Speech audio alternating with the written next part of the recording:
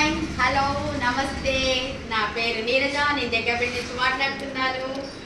శ్రావణ మాస విశిష్ట గురించి చెక్ల స్వప్న గారు మనకి చెప్పారు కదా, ఎలా చేయమన్నారు. హాయ్ చెక్ల స్వప్న గారు, హౌ ఆర్ యూ? మీకోసం నేను వీడియో చేస్తున్నాను శ్రావణ మాస విశిష్టత గురించి. లాస్ట్ వారం శుక్రవారం మేము నిన్న చేసుకున్నాం హేమలక్ష్మి పూజ. చూడండి ఎలా ఉంది అలంకారం, చాలా బాగుంది కదా. మీకు అది చూపించాలనిపించింది, దాంతోపాటు నాకు మాట్లాడాలనిపించింది.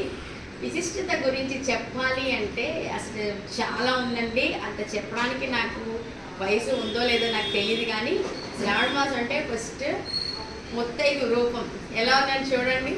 పంచమాంగళ్యాలతో అమ్మవారు రకంగా అమ్మవారు ఎలా ఉంటారో అలా అమ్మవారిలాగా మనం రెడీ అయ్యి పూజ చేసుకుంటే అమ్మవారు సంతసిస్తుంది అని చెప్పారు.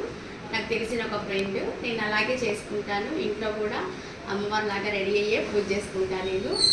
అయితే శ్రావణ మాసంలో పట్టు చీర రెప్పరెప్పలు, గాజుల గలగలలు, అసలు మల్లెపూలు, విరజాజులు, మందారాలు, పూలు అన్నీ పూస్తాయండి. అప్పుడే అన్ని రకాల పూలు పూస్తూ ఉంటాయి. అన్ని పూలతో అమ్మవారిని అష్టోత్తరాలు చేసుకొని శ్రావణ మంగళవారం రోజు నోములు చేసుకొని తోరాలతో కట్టుకొని శనగలు వాయనం ఇస్తారు. శనగలు వాయనం అనగానే మనకి శనగలు ఇస్తారు, ఎందుకు ఎందుకు అనుకుంటాం మనం. రాగానే నానేసేసుకుంటాం, గుగ్గిళ్ళు వేసేసుకుంటాం, అప్పాలు చేసేసుకుంటాం. అసలు దాంట్లో విశిష్టత ఏంటంటే ఆ కాలంలో కరెక్ట్గా మనకి కొంచెం కాల్షియం మైనస్ అవుతూ ఉంటుందంట. ఈ శనగలు తినడం వల్ల మనకి ఆ కాల్షియం తోడవుతుందని పెద్దలు అలా మనకి అలా చెప్తే అన్న మనం మంగళవారం నోములు ఇస్తే ప్రసాదం తినాలి అని చెప్తే అన్న మనం తింటామని అలా అని అంటారంట. అలాగే ఈ శ్రావణ నోములకి బియ్యపిండి, బెల్లం, పాలు కలిపి చనివిడి చేస్తారు. ఆ చనివిడితోనే దీపాలు వెలిగిస్తారు. అవి కొత్త పెద్ద కూతురు ఆ నోములు పట్టుకొని ఆ దీపాలు తింటారు. ఎందుకు అంటే అలా తినాలని చెప్తారు పెద్దలు. పాపం పిల్లలు తినేస్తారు. దానివల్ల కొత్తగా పెళ్ళైన పెళ్లి కూతుళ్ళకి గర్భసంచి చక్కగా పనిచేస్తుందంట. తొందరగా పిల్లలు ఏ గర్భదోషాలు లేకుండా పిల్లలు కలుగుతారని వెనకట పెట్టిన ఆచారాలు. ఇవన్నీ సైంటిఫిక్ రీజన్స్తోనే ఉంటాయి. ఎవరు దాన్ని మనం సైంటిఫిక్ రీజన్స్తో చూడరు. అలా చూస్తే ఇప్పటి తరం చక్కగా దాని గురించి పాటిస్తూ ఉంటారు. శ్రావణ మాసంలో 4 శుక్రవారాలు, 4 మంగళవారాలు అయిపోతూ ఉంటూనే మనకి వినాయక చవితి వచ్చేస్తూ ఉంటుంది, భాద్రపద మాసం. ఈ మధ్యలో మనకి ఈ నెలలోనే మనకి స్వతంత్ర దినోత్సవం వచ్చిందండి. దాని విశిష్టత చెప్పాలి అంటే ఏదో పిల్లలు రెడీ చేసేయడం, స్కూల్ పంపించేయడం, జెండాలు పెట్టేసుకోవడం, ఫ్లాగ్ ఎగరేయగానే చప్పట్లు కొట్టడం, చాక్లెట్ తెచ్చుకోవడం కాదు. పిల్లలకి మన దేశభక్తి అంటే ఎలా ఉంటుంది, దేశభక్తి అంటే ఏంటి, అసలు స్వతంత్ర సమర యోధుడు అంటే ఎలా ఉండాలి, అసలు ఏం చేస్తే స్వతంత్రం వచ్చిందనేది రోజు కొంచెం ఒక వాక్యమైన 2 వాక్యాలైనా వాళ్ళకి చెప్తే బాగుంటుందని నా ఉద్దేశం. అలాగే ఈ శ్రావణ మాసంలో రాఖీ పౌర్ణమి వస్తుంది.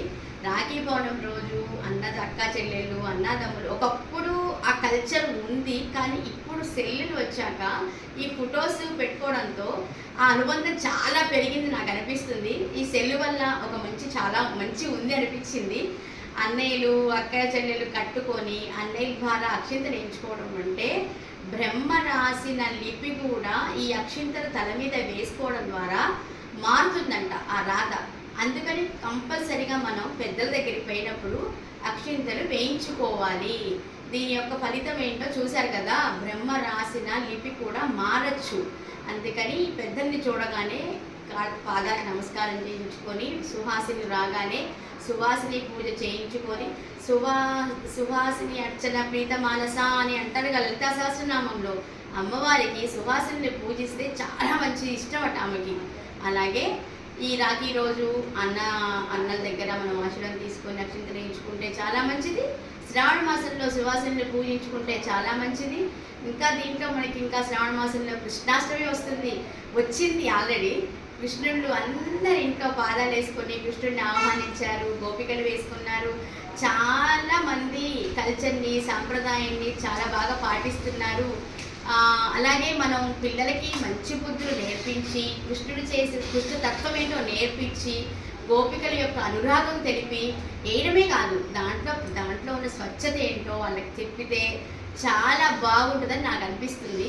మనం ఏది పెట్టినా స్వప్న గారు పెట్టిన కాన్సెప్ట్ బాగుంది. అది ఎందుకు పెట్టారు? 10 మందికి దానిలో ఉన్న మంచి తెలియాలి. ఆ మంచి మనం తెలుసుకోవాలి, చెప్పాలి, నేర్చుకోవాలి. మన భావితరాలకి మనం ఎంతో ఉపయోగపడాలి. మన వల్ల పిల్లలు బాగుండాలి.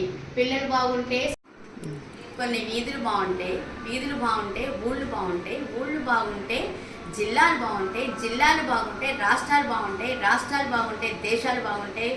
మొత్తానికి ప్రపంచం అంతా శాంతంగా ఉంటుంది. ఏదైనా మన ఇంటి నుంచే మార్పు అనేది మొదలు కావాలి. అది నా ఉద్దేశం. ఎలా ఉందండి, నేను ఇలా రెడీ అయ్యాను ఏమనుకోవద్దు. అమ్మవారికి ఇలా ఉంటే ఇష్టం అని నాకు అనిపించింది. నా ఉద్దేశ ప్రకారం అలా రెడీ అయ్యాను.